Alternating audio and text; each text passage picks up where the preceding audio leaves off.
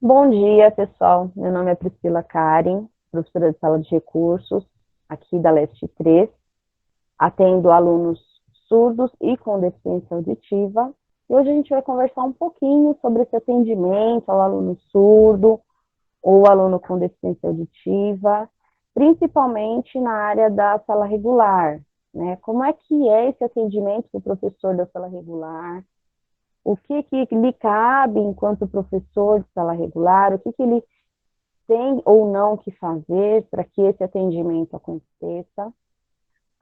Nesse momento de pandemia, a gente vê que essas questões ficaram muito mais expansivas, né, expandidas. Porque antes a gente tinha um intérprete em sala de aula, o professor tinha lá a sua aula, o seu plano, realizava suas aulas. Qualquer dúvida que o aluno surdo tivesse, o intérprete, ele já recorria ao professor, já tirava a dúvida ali mesmo. Porém, nesse momento de pandemia, a gente estamos todos distantes, né? E essa distância fez com que esse atendimento ao aluno surdo ficasse um tanto quanto mais difícil, né? Como é que o professor da sala regular, que já está ali trabalhando para dar esse atendimento aos alunos, também tivesse que pensar nesse atendimento ao aluno surdo e ao intérprete que não estão mais no mesmo ambiente. Então, essa roda de conversa para isso, para a gente falar um pouquinho também da questão do professor interlocutor, como é que foi para esse professor também, né, esse advento da pandemia, como é que ele está se virando aí para dar esse atendimento, para fazer as parcerias, para ter esse material adaptado ou não, como é que está sendo para ele também, tá? Então, essa roda de conversa foi pensada para a gente pensar juntos, para que vocês possam também refletir com as problemáticas aí dos nossos colegas, que também são da nossa rede, também são da Leste 3, também estão conosco, para que a gente possa tentar levar um pouquinho aí de esclarecimentos, de dúvidas que vocês possam ter. E ao final, né, creio que terá um momento aí para a gente conversar um pouquinho, tá bom? Hoje a gente vai gravar, mas acredito que se a internet nos deixar, a gente vai conversar um pouquinho, tá bom? Então, a gente vai convidar agora a professora Elissandra, né? Que é uma professora da rede nossa. Elissandra, você está aí?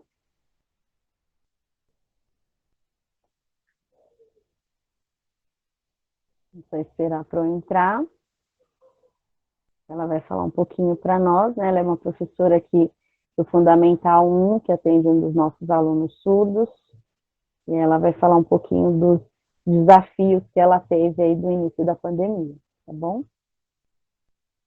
Você contar para a gente um pouquinho como é que era na sala regular, como é que era esse atendimento e como é que foi quando houve a pandemia, como é que foi, quais foram as suas dificuldades, né? Qual foi o papel da sua coordenadora para te ajudar nesse momento Tá e certo. quais foram os passos que te ajudaram, né, a construir esse atendimento ao aluno surdo de forma um pouquinho mais não sossegada, que a gente ainda não está sossegada com essa pandemia, mas que te ajudou Para aí a não, fazer com mais tranquilidade. para não deixar de tentar dar uma assistência, né, Isso. em meio a esse período. Então, em sala de aula, eu fui uma pessoa que eu recebi o meu aluno, é correto falar o termo surdo? Sim, sim, O é meu super aluno correto. surdo, eu recebi. Só que eu recebi assim, sem nenhuma informação de como trabalhar, de como proceder, de como dar início a tudo. Uma pessoa assim que eu confesso que um pouco alheia ao que seria o meu trabalho de fato em sala de aula com esse aluno específico, né? E aí eu fui percebendo algumas dúvidas, eu fui adquirindo algumas dúvidas que eu estava precisando sanar. Eu não estava sossegada, eu sempre achava que tinha que fazer um algo mais. E com isso eu ia questionando a interlocutora, olha, é assim que faz, cheia de dúvida, de incerteza. É assim que faz, é assim que o que tá por aqui está correto, não está. Então, sempre com muitas dúvidas, né? E fui buscando. E em sala de aula, nós ficamos ali, acho que mais ou menos fevereiro só, né? Março já entramos na pandemia. Em fevereiro, eu trabalhei com essas dúvidas, tentando sanar, tentando levar algum material, assim, mas sem saber mesmo o que de fato eu teria que fazer.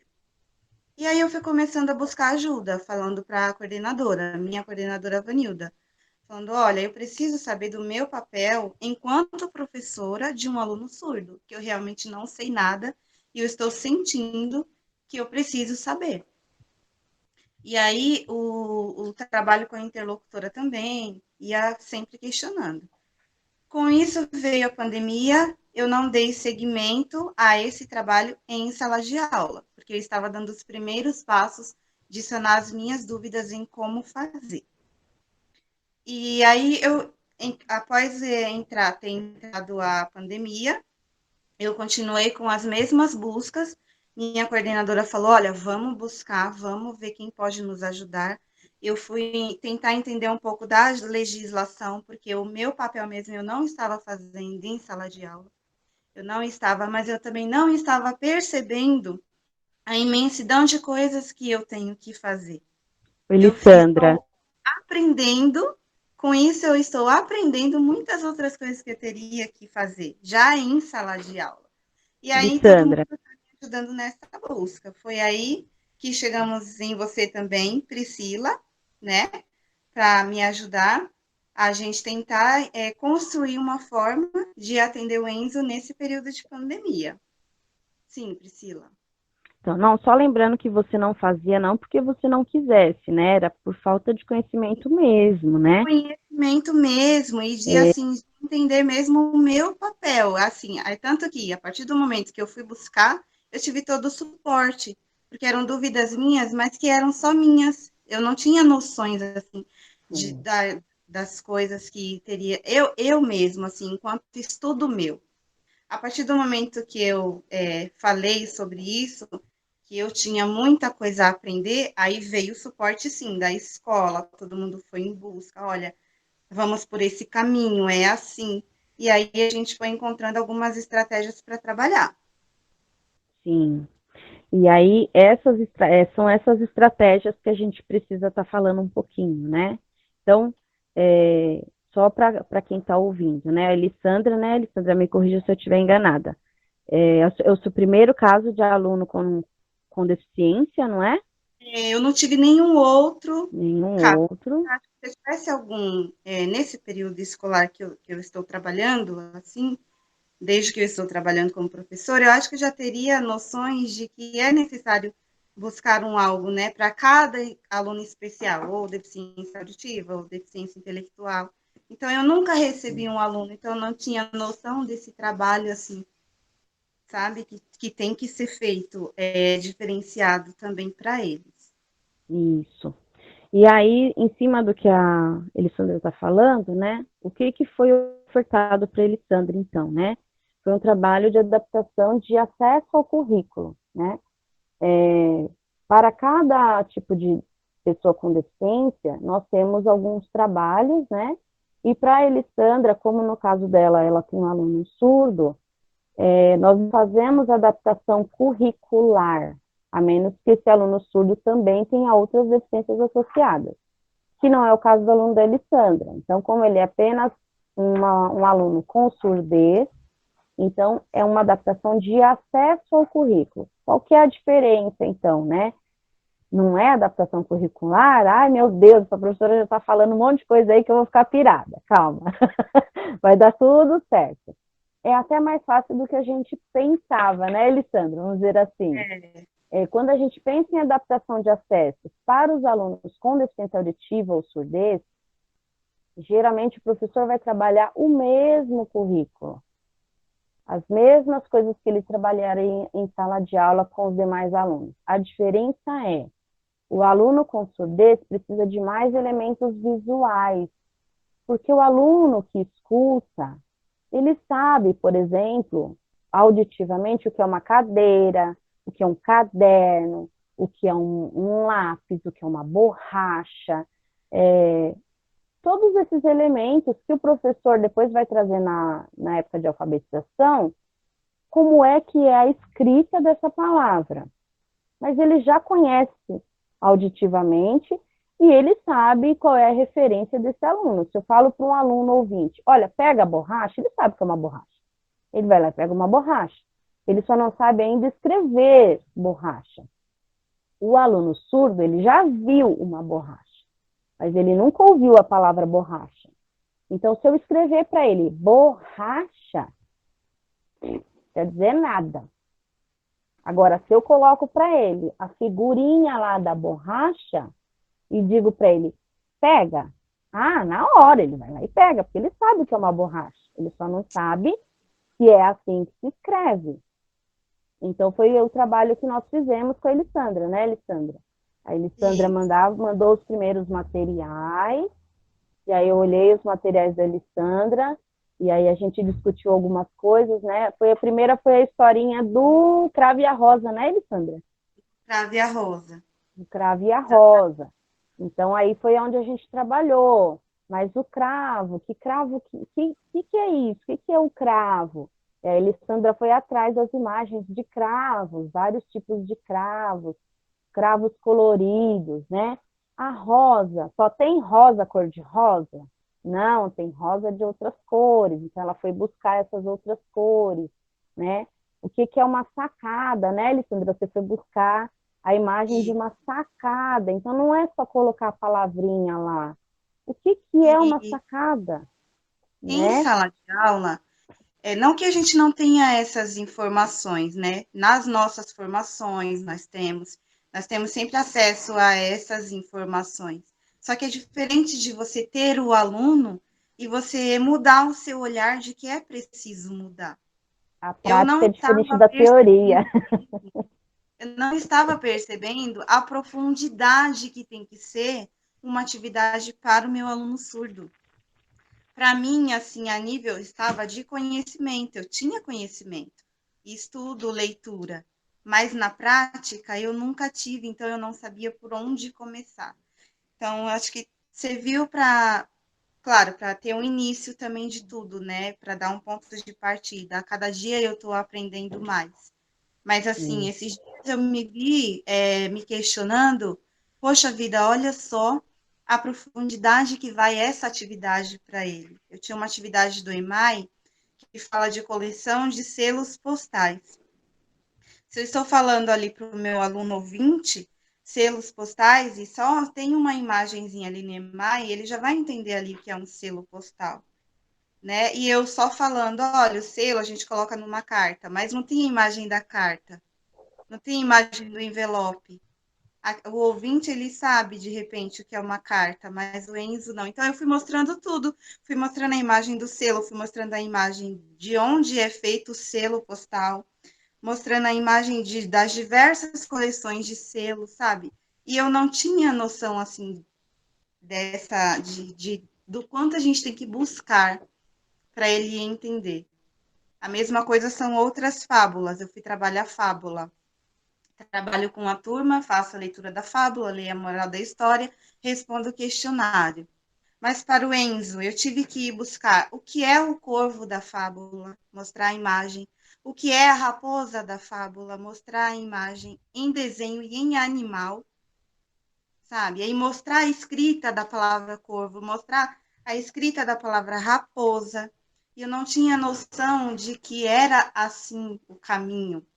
Então, eu estou, assim, aprendendo mesmo e agradecendo muito pela parceria, assim, de vocês, Priscila, minha coordenadora, que o meu GOI, o Abimael, também foi atrás, porque, assim, ajuda muito a gente a entender que, sim, que eu tinha muito mais a fazer do que eu imaginava, muito mais. Com isso, eu aprendo também, né? Eu aprendo a entender o mundo dele e deles, de outros surdos. Está sendo muito... Professora, deixa eu só fazer uma pergunta assim, acho que é bacana esse relato você falando, eu fico pensando, porque você mudou uma estratégia para um aluno, porém você está usando com todos, né? Trazendo essas imagens, assim. Qual que é essa sensação, né, de aprofundar mais? Porque, querendo ou não, os outros alunos também estão ganhando, né? Estão ganhando na riqueza de detalhes também, né? Que a gente traz uma aula bem mais detalhada ali, e com isso todos saem ganhando, né? Todos saem carregando mais informações do que somente o que é falado, que a gente trabalha muito o falado, né? Pega o livro, lê, faz a interpretação, faz aquela roda de conversa, ótimo, mas a riqueza na parte visual também é muito vantajosa para todos, para todos. Ai, Nossa, é maravilha, era legal, esse né? ponto. É esse ponto que eu queria chegar. O quanto como a gente, quando vai compreendendo as estratégias visuais, serve para todo mundo. Então, Eu na vou te falar, verdade, esqueci de comentar. pode falar, Alessandra. Então, sobre essa parte do todos, eu também fui surpreendida com a recepção dos pais dos alunos em casa. Oh, que Quando eu legal. comecei, eu falei, poxa, a gente tinha uma atividade do ler e escrever falando de poemas concretos. Eu estou com o livro aqui. Lá na página só tem um poema concreto, vim te ver. E aí a imagem de um olho. E dentro os textinhos, né? Vim te ver. E aí eu fui conversar sobre a turma, que era uma atividade somente de leitura, sobre o que é poema concreto. Eu falei, poxa, mas aqui só tem um. Eu vou ter que, para o Enzo, mostrar outros também, para explicar o que é um poema concreto, levar outras imagens. E aí eu fiz o vídeo para a sala toda, porque como está sendo, eu faço um vídeo explicando a atividade. Esse vídeo serve para a sala toda. E esse mesmo vídeo eu mando para a professora interlocutora que faz a janelinha em Libras. Esse vídeo me volta traduzido em Libras para eu poder passar o conteúdo para o Enzo. E aí a sala vê e o Enzo vê, né? Mas o com janelinha não, vai somente para a família, devido a imagens, essas coisas de direitos autorais. Então, a professora interlocutora, o vídeo que ela traduz, eu mando, por enquanto, só para a família, né? E aí uma família recebeu esse vídeo sobre poemas concretos. Aí eu coloquei outros, coloquei poemas sobre um gato, a imagem de um gato, e falando um textinho sobre o gato, ali sobre a imagem do gato. Nesse mesmo poema tinha o guarda-chuva, um textinho curto sobre o guarda-chuva, e a imagem de um guarda-chuva. Ali explico para eles, né? Olha, você vê, está falando sobre um guarda-chuva, e em cima de uma imagem, né, de um guarda-chuva. Tinha o do café, falava sobre o café, e a imagem era de uma xícara com o vaporzinho do café subindo. E aí, tá, passei a atividade e tal, também passamos para o ENS, todo mundo fez. Quando voltou, os retornos vieram, aí uma mãe falou, nossa, eu relembrei o meu ensino médio. Ali no livro tinha uma foto, mas quando eu vi o seu vídeo, eu me apaixonei de novo. Eu lembrei que como eu gostava de ver essa aula. E aquele poema do café me trouxe tanta lembrança ali, o cheirinho do café subindo, a imagem da xícara e atrelou ali, né? Ou seja, algo que ela viu em imagem também, além daquilo que foi proposto na atividade, consegui também traduzir o material para o Enzo e outras famílias também interagiram bastante com esse material, que foi visual. A intenção era conseguir alcançar o aluno, principalmente o surdo, mas olha como para a sala foi, né, a sala num geral foi de complementação assim, e o resultado foi positivo. Então é muito bacana esse retorno. Mas é isso mesmo, quando o professor entende essa questão, ele acaba até trabalhando um pouco, não menos, mas ele não precisa fazer um material para o aluno surdo e um material para a sala regular. Ele pode aproveitar esse material visual e trabalhar com todos na sala, né? Então, muitas vezes o professor tem medo, não medo, talvez uma outra palavra, mas assim, nossa, eu vou ter que adaptar esse material para este aluno, ainda tem os outros para fazer, né? 2 trabalhos, 3 trabalhos. Mas quando o professor começa a compreender como faz e aos pouquinhos vai ficando mais fácil, né, Alessandra? E no início não é nada fácil mesmo. Não, ainda estou Mas depois aprendendo, que o falo professor. assim, a passos lentos. Mas à medida professor vai se apropriando dessas ferramentas, ele consegue utilizar com todos na sala, e aí o que seria 2, 3 trabalhos acaba sendo um só, né? Então facilita aí. Eu acho Também que é isso, né, que a gente queria passar. de Pode grande falar. utilidade, Priscila, a sua ajuda também foi fundamental, né? Assim, a gente conversou ali um tempo curtíssimo, mas eu absorvi muita coisa que deu para aproveitar, assim, facilitar o meu dia a dia, de utilizar o pronto que você falou para mim, né? Muitas aulas, por exemplo, já tem lá traduzida no YouTube. A gente só tem o cuidado da intérprete ver se a linguagem, porque eu não entendo bem, né? Se os sinais estão ali corretos, se não há alguma coisa irregular dentro daquele vídeo. Então, sempre ela dá uma conferida na tradução. E aí, por exemplo, já tem lá um vídeo explicando o que é o gênero textual quadrinhos. Então, a gente só monta a atividade em cima daquele vídeo. Não precisa fazer um vídeo novamente explicando o que é uma história em quadrinho. Já tem lá, com a tradução. A sala inteira, eu mando para a sala inteira ver a explicação. E aí eu monto a atividade para ter aquela parte minha explicando, e aí sim ela faz a tradução em Libras para poder passar a atividade para o aluno, para o Enzo. Então, assim, a sua dica de utilizar o pronto está ajudando muito nesse período de aulas não presenciais, porque a gente com isso ganha tempo. Não, é interessante essa sua fala, porque não é só para o aluno com deficiência, mas de uma forma geral, né? Porque se a gente for ver nesse momento, e o legal que você trouxe, que assim, você tem relato dos pais falando que de ver as imagens, né? Então você percebe que na prática muda é uma metodologia, às vezes assim, um pouco, fala, nossa, é básico, não, mas quando alguém te mostra, né? Quando eu vejo a imagem para a criança fixa melhor. Então, assim, nossa, é emocionante, é bem bacana ver esse processo, né? E essa dica, essa parceria, né? Que acho que é fundamental. É fundamental essa parceria com os professores da sala de recurso, o coordenador procurar e ver quem pode estar, né? Que seja uma conversa ali de 1 hora, algumas dicas, porque aí já ajuda, né? Dá um norte no trabalho de vocês na sala de aula, né? Qual o direcionamento, né, Pri? E assim, essa dica do pronto, né, que eu falei para a Alessandra, porque ela estava buscando elementos, né, visuais. E a gente tem muitos vídeos bacanas na internet, né? Então, o professor está aí com uma sobrecarga muito grande de preparar a aula, de gravar a aula, de editar a aula, de fazer a parte burocrática, de atender pai até não sei que horas, final de semana, né? Então, assim, já é um desgaste que o professor vai ter que sair daquilo que ele já fazia, que era o regular, para atender esse aluno que ele ainda nunca teve, que é a primeira vez, e como fazer. Então, assim, se a gente tem um material pronto, vamos usar, que é o que eu falei para a Alessandra, o que ela tem que fazer, que é o que ela está fazendo. Adapta a atividade, porque a atividade, aquilo que o professor espera do aluno, isso ele não vai achar pronto.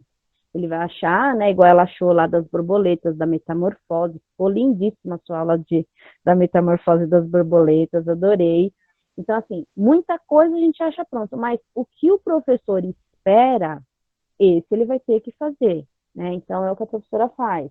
Ela faz a atividade para o Enzo, a professora intérprete vai lá e faz a janelinha de Libras para o Enzo. Então, realmente, a atividade não tem como pegar pronto, mas se a gente tem explicação pronta, vídeo pronto, vamos otimizar esse trabalho do professor, vamos dar uma agilizada para que fique tudo um pouquinho mais leve, né? Eu acho que era esse o nosso relato, né, Alessandra, para tentar ajudar. E eu queria já deixar aqui, começou de novo.